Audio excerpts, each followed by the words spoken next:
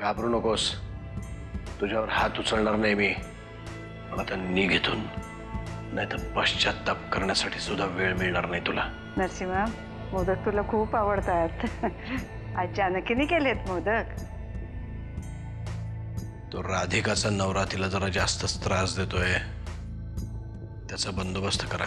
तुम्ही त्या दिवशी साहेबांसमोर येऊन फार मोठी चूक केलीत. अहो पण आज ना उद्या त्यांना कळलंच असतं ना. मी बोलावल्यावरती येणार नाही, म्हणून तू तिच्याकडे जा.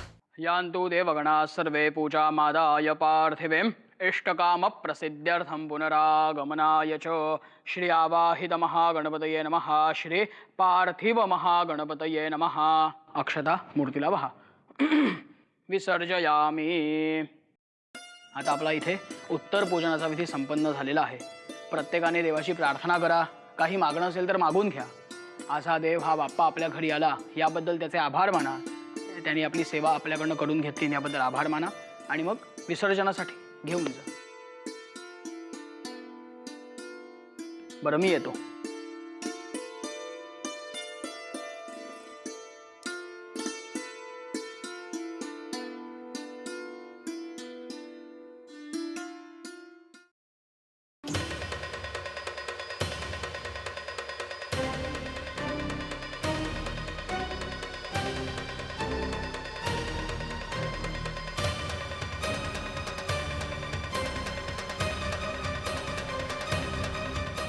आता कोण उडी मारणार पाण्यात?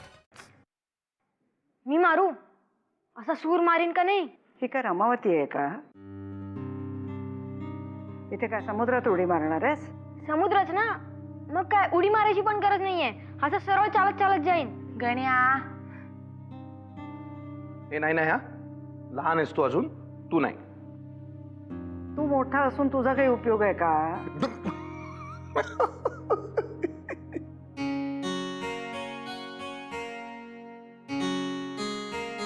म्हणजे पोहता येतंय का विचार ना. पोहता येत नाही.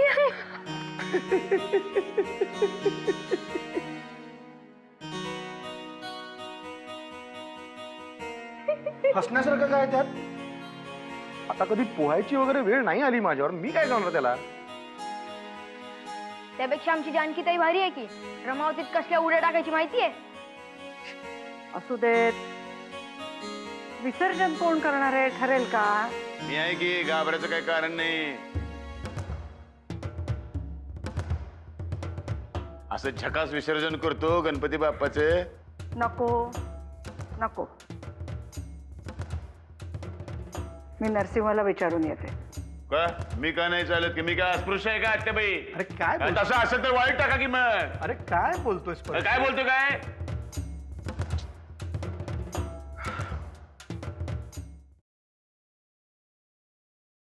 असं काय रे निघून आलास एकदम? त्यावेळी एवढ्याशा कारणासाठी संतापायची गरज नाहीये. एवढंसं कारण?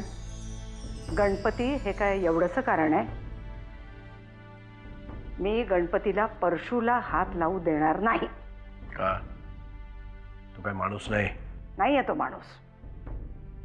आणि या घराच्या उरावर तू त्याला का आणून बसवलायस हे मला कळत नाही असं समजू नकोस. काय कळलंय तुला आतेबाई, हे तरी सांग. या विषयावर मला बोलायचंच नाहीये. कशासाठी परशू? रागाच्या भरात नसते आरोप करू नकोस आतेबाई. नरसिंहा, गणपतीचं विसर्जन करायचंय आणि गणपतीला परशूला मी हात लावू देणार नाहीये. बास. ठीक आहे, मी करेन गणपतीचं विसर्जन, मग तर झालं.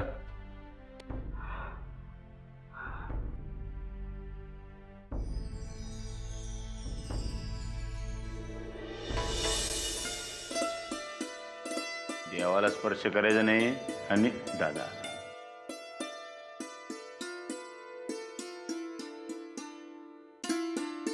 गणपती बाप्पा मोरया, मंगल मूर्ती मोरया, गणपती बाप्पा मोरया, मंगल मूर्ती मोरया, ए, हे घे. गणपती बाप्पा मोरया, मंगल मूर्ती मोरया. एक दोन तीन चार. गणपतीचा जय जयकार. 1 2 3 4.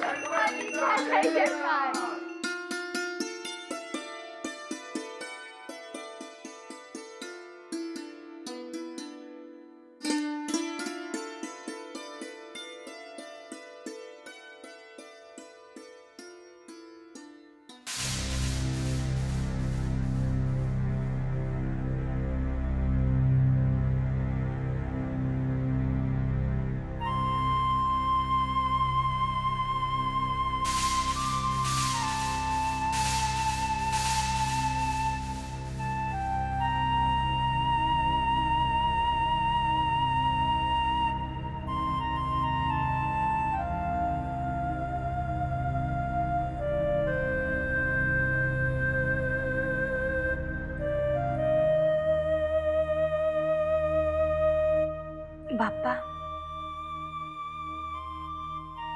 तू आत्ता जरी इकडे नसलास ना तरी तुझी कृपादृष्टी कायम आमच्यावर राहते. तुझे आशीर्वाद आमच्या पाठीशी राहते. सगळ्यांना सुखी ठेव आणि पुढच्या वर्षी लवकर ये.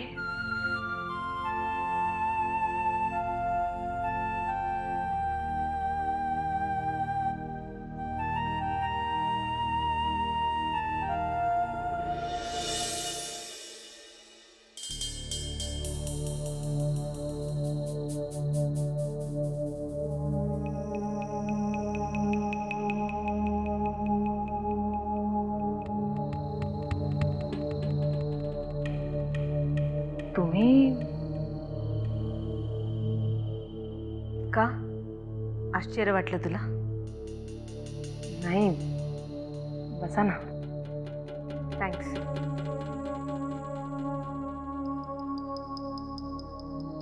खरं तर अमृता, तुझे बाबाच येणार होते तुला भेटायला,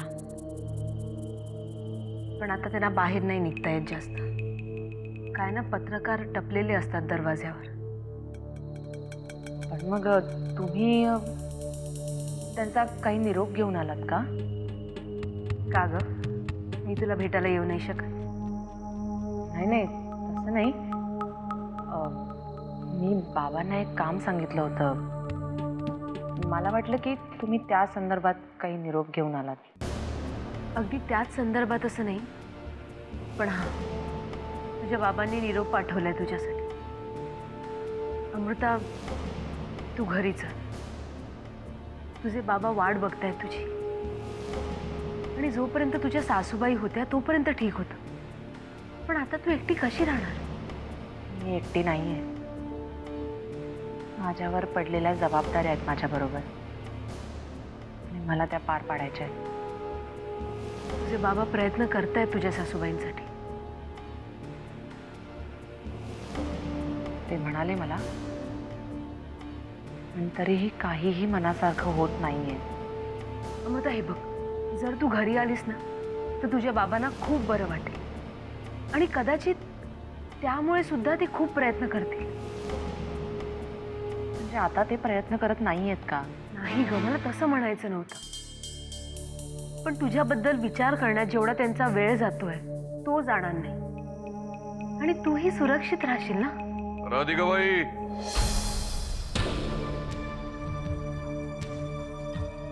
अमृता काही रस्त्यावर पडलेली नाही. या घराची मालकी नाही ती. तेव्हा तिच्या सुरक्षिततेची काळजी तुम्ही करायची गरज नाही. हा जना अजून हित जित्त आहे. बघ, मला तसं म्हणायचं नव्हतं. विचारपूस झाली असेल तर तुम्ही जाऊ शकता. ठीक आहे अमृता, तू काळजी घे, आणि काही लागलं तर आम्ही आहोत.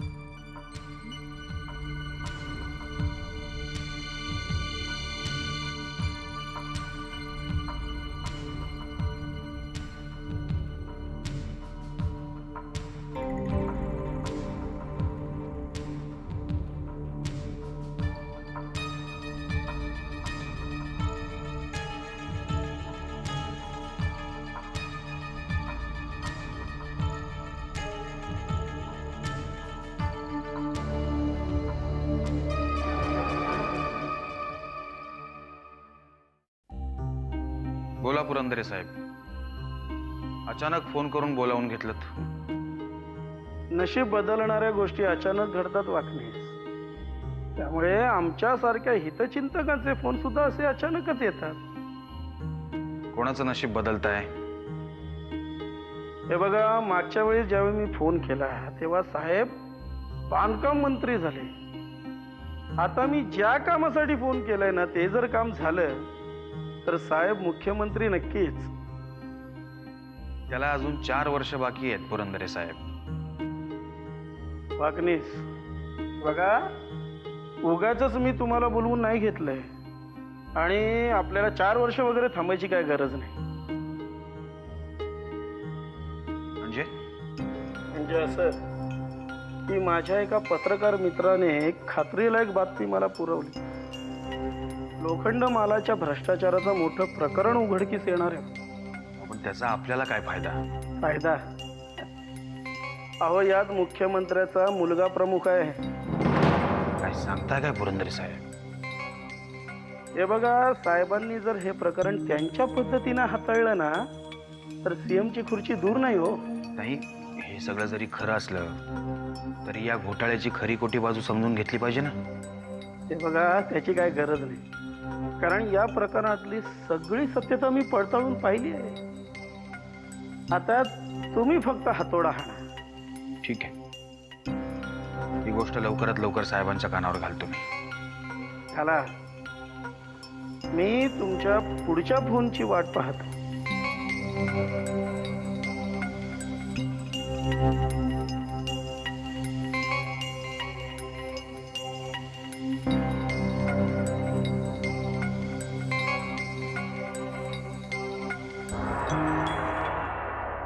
सुनबाईला मी तिच्या माहेरी जाण्यापासून का अडवतोय? उलट ती तिकडं असल तर जास्त फायद्याचं आहे. नरशिवनं कितीही चांगुलपणाचा आव आणला तरी हे समजत तोच करतोय. आणि त्याच्या या कारवायाचं आळा घालायचं असेल तर सुनबाईने तिथं असणंच जास्त गरजेचं आहे. आणि सुनबाई इथं आल्यावर मला पण त्याच्या विरोधात जाऊन काय करता यायचं नाही. एकदा का युगंधरा बाहेर आली की नरसिंह प्रकरणाचं एक घाव दोन तुकडं केलंच पाहिजे.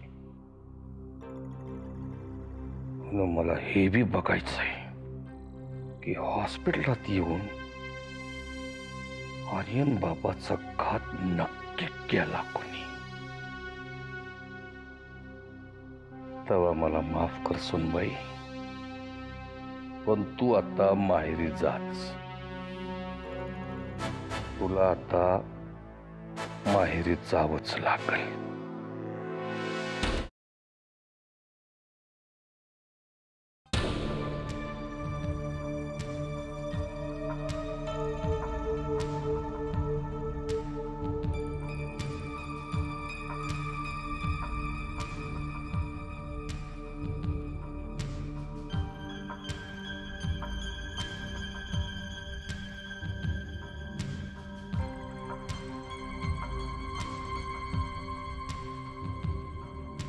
कसला विचार करतेस अमृता? तुला त्रास होतोय बघून मला बी चैन पडेना बघ. तुझा जा माहेरी जा. मी पुढे काय करायचं याचा विचार करते. घरी जायचं की नाही याचा नाही. नाही, मला समज कळते, पण नीट विचार केला म्हणून सांगतोय तुला. जा माहेरी. त्या बाई जे काय बोलल्या ते काय खोटं नाही. झालं काका? हा, जे भावनेच्या भरात मगाशी मी नको नको ते बोललो त्यांना, पण नीट विचार केला तर तुला बी पटल काय म्हणत होते ते. त्या काहीही म्हणू देत. कोणाच्या सांगण्याने किंवा न सांगण्याने माझा निर्णय बदलणार नाहीये जना काका. इथे राहण्याचा निर्णय माझा स्वतःचा आहे. नको ते आता उलट सुलट निर्णय घेऊस तू. हे बघ, तुझ्या बापाबद्दल माझं काही मत असलं तरी शेवटी तू त्याची पोरगी आहेस. तुझ्याबद्दल त्याच्या मनात कळवळ असणारच की ग. पण ते सुद्धा तिकडनं प्रयत्न करतायतच ना. आणि या क्षणी या घराला माझी जास्त गरज आहे. प्रश्न गरजेचं नाही सोनबाई. काय तू जर तिकडे राहिलीस तर तुला बी आणि मला बी जास्त चांगले हातपाय मारता येतील ग. तू जरी इथे एकटी राहिलीस तर मला बी काळजी आणि तुझ्या बापाला बी तिकडं काळजी. माझी काळजी नका करू. स्वतःची काळजी घ्यायला शिकले मी आता. असं बोलून काय होतोय? मी तिकडं दिवसभर धावपळीत असणार, कुठं कुठं जाऊन लोकांना भेटावं लागणार. गरजेच्या वेळी नको नको त्या लोकांच्या पाया पडावे लागतं, घरी बोलवावं लागतं. दिवसभर मिटिंगा फिटिंगा करत फिरणार. कुठं या सगळ्यात भरली जाते सीनाकारण. हो, आपल्या घरासाठी काही करावं लागलं तर त्याचा त्रास कसला आलाय? तुला खरंच काही या घरासाठी करायचं असेल तर तू तिकडं माहेरी जा. म्हणजे एकतर माहेरी गेल्यासारखं बी होईल आणि तिकडं जाऊन तुझ्या बापाला मदतीला घे आणि युगंधरीला सोडवायचा प्रयत्न कर. मी इकडचं सगळं सांभाळतो. मी विचार करून ठरवते. तुम्ही झोपा आता, खूप उशीर झालाय.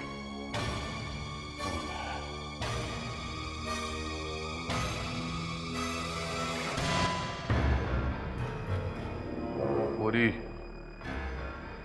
तू बी आता लय विचार करू नकोस. हा?